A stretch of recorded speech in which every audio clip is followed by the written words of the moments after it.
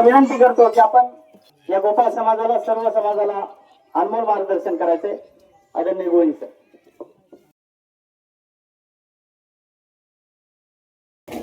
आदरणीय व्यासपीठ, या व्यासपीठावर हजर असणारे आजच्या कार्यक्रमाचे प्रमुख पाहुणे आदरणीय बबनरावजी वाणी साहेब, आदरणीय अशोकरावजी मोरे साहेब, आदरणीय अशोकरावजी सूर्यवंशी साहेब, ज्ञानोबा मोरे, प्रल्हाद कोळेकर, खास लिमल्यावरून आलेले गणेशजी शिंदे, त्यांचे मित्र परिवार, छत्रपती संभाजीनगर इथून हजर झालेले सर्व पाहुणे आणि माझ्या गावातील तमाम माता भगिनी बंधूंनो, आजचा कार्यक्रम खऱ्या अर्थाने आपल्या गावासाठी, आपल्या समाजासाठी आणि देशासाठी एक अभिमानाचा, एक ऐतिहासिक क्षणाचा, एक पावित्र्याचा दिवस आहे.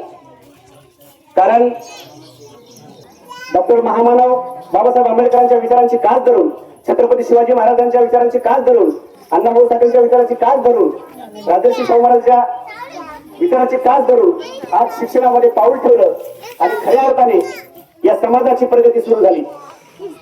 तुम्हाला सांगायला मला आनंद होतोय की आजचा हा जवान आपल्या गावातून, आपल्या समाजातील 5वा जवान आहे जो की देश सेवेसाठी जाणार आहे. इतक्या कमी वेळामध्ये आणि एकूण कर्मचाऱ्यापैकी कमलापूर येथील आतापर्यंत 29 कर्मचारी घडले आणि हा 30वा कर्मचारी आहे, अधिकारी आहे, जो की देश सेवेसाठी, समाज सेवेसाठी आज कर्तव्यावर हजर होणार आहे. ही अतिशय आनंदाची, अभिमानाची गोष्ट आहे मित्रांनो. कारण कोणी एकेकाळी आम्हाला कुठे बसायला आश्रय नव्हता, कोणी ओळखत नव्हतं. या परिस्थितीवर मात करत आम्हाला संविधानाने अधिकार दिला, आम्हाला बाबासाहेबांनी अधिकार दिला आणि त्या जोरावर, शिक्षणाच्या या अधिकाराच्या जोरावर तुमची आमची मुलं शिकली आणि आज बघता बघता गोपाळ समाजाची 30 मुलं शासकीय सेवेत आहेत. याच्यापेक्षा आनंद दुसरा नाही. या 30 मुलाचं जर गणित लावलं आपण, प्रत्येकाला 50,000च महिना झाला. 50,000 गुणिले 30, 15 लाख रुपये दर महिन्याला शासनाचा पैसा आपल्या गावात येतो. 15 लाख कशाला म्हणतात?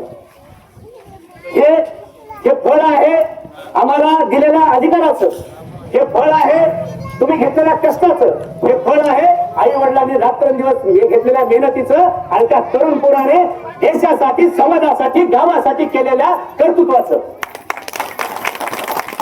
आणि म्हणून या ठिकाणी जी मुलं हजर आहेत, ज्यांचा आज आम्ही सन्मान केलाय, जी 10वी 12वीची मुलं आहेत ज्यांचा आम्ही सन्मान केलाय, त्या पोराने एक लक्षात ठेवायचंय की तुम्हाला असंच तुमचं सुद्धा बॅनर लागलं पाहिजे की नाही. आणि तुमचा सत्कार आम्ही याच्यापेक्षा भव्य दिवस करू. माझं टार्गेट आहे, आम्हा सगळ्यांचं टार्गेट आहे की या गावातून प्रत्येक घरात एक कर्मचारी, एक अधिकारी निर्माण करायचं आणि त्याची सुरुवात आम्ही 2008 पासून केलेली आहे आणि खऱ्या अर्थाने आज त्याचा कळस या ठिकाणी चढलेला आहे. मित्रांनो, तुम्ही गाडी, बंगला, पैसा या गोष्टी कमवसाल, परंतु तुम्हाला समाजाची सेवा, देशाची सेवा करायची संधी या माध्यमातून मिळत असते. आणि म्हणून आई वडिलांना सुद्धा माझं विनंती आहे की तुम्ही सुद्धा मुली का काय जे करायचं करा, पण आपल्या मुलाला, आपल्या मुलीला जोपर्यंत तो सक्सेस होत नाही, जोपर्यंत तो यशस्वी होत नाही, तोपर्यंत त्याला शिकवत राहायचं आहे.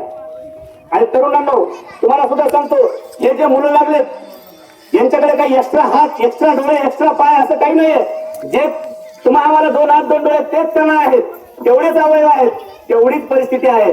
आजचा जर मुलगा बघायला गेलं, कृष्णा, काय आई वडिलांची परिस्थिती आहे?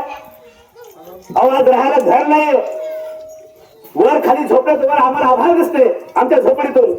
अशी परिस्थिती, भयानक परिस्थिती, आणि अशा परिस्थितीमध्ये देश सेवेसाठी जातोय, ही अभिमानाची आणि आनंदाची गोष्ट आहे. बाळू महाजन अतिशय सामान्य काम करणारा हा वडील, त्याची आई ऊसतोड मजूर काम करणारी ही मंडळी सुद्धा आपल्या मुलाला शिकवतायत आणि घडवतायत. तर तुम्हाला आम्हाला करायला काय हरकत आहे? आणि म्हणून एकच गोष्ट लक्षात ठेवा की तुमचा आमचा उद्धार फक्त शिक्षणाने होणार आहे. हे कायमचं लक्षात ठेवा. कोणी दागदागिने घेईल, कोणी गाड्या घेईल, कोणी बंगला बांधेल, पण या सगळ्यापेक्षा महत्वाची गोष्ट आहे शिक्षण. आणि म्हणून तुम्ही शिक्षणाला कमी पडायचं नाही. आज 30 झालेत, माझ्या या गावात गोपाळ समाजाची 100 घरं आहेत. 100 घरामध्ये 100 कर्मचारी मला पुढच्या येत्या 5 ते 10 वर्षामध्ये पाहिजेत आणि त्याच्यासाठी आम्ही कटिबद्ध आहोत. लागेल तिथे आम्हाला हात मारा, आम्ही कौतुक करायला, 2 पैसे द्यायला, 2 गोष्टी दोस्ती करायला तुम्ही आम्हाला बोलवा. वारंवार येत राहू आणि या लेकरांना आम्ही मार्गदर्शन जसं जमेल तसं करत राहू. आणि म्हणून तुम्ही मात्र कमी पडायचं नाही. जे मुलं आहेत त्यांना सांगतो वेळेची कदर करा. वेळ फार अमूल्य आहे. वेळ असा हातात रेती पकडावी आणि सुटून जावी तसा वेळ निसरून जातो. आणि म्हणून आजच्या तरुणांना सांगणार माझं की मोबाईलच्या आहारी जास्त जाऊ नका. रील्स, व्हॉट्सअप, फेसबुक या अशा अनेक गोष्टी आपण बघतो. या गोष्टीत कमी वेळ घाला आणि आपलं वय अभ्यासाचं आहे, आपण अभ्यासाकडे लक्ष दिलं पाहिजे. आणि म्हणून म्हणतो वक्त वक्त नूर को बेनूर बनाता है, वक्त नूर को बेनूर बनाता है, वक्त फकीर को हुजूर बनाता है, वक्त की कदर कराए बंदे, वक्त कोयले को भी कोहिनूर बनाता है, वक्त कोयले को भी कोहिनूर बनाता है. तर असं म्हणून तुम्हाला या वेळेची किंमत करायची. इंग्रजीमध्ये एक म्हण आहे, टाइम इज मनी.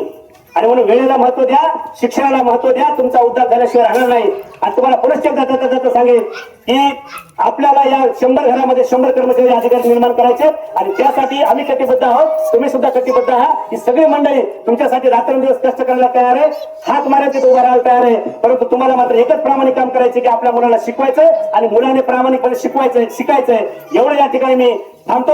आणि कृष्णाला त्याच्या आई वडिलाला मी अत्यंत धन्यवाद देतो आणि त्यांचं मन भरून असं कौतुक करतो की तुम्ही तुमच्या मुलाला देश सेवेसाठी आजपासून रुजू करत आहात. अतिशय मोलाचं काम करत आहात. देशासाठी सुपुत्र तुम्ही दान करत आहात खऱ्या अर्थाने. आणि त्याने सुद्धा कृष्णाने सुद्धा पुढे जाऊन या देशाची, या समाजाची, या राष्ट्राची प्रामाणिकपणे सेवा करावी.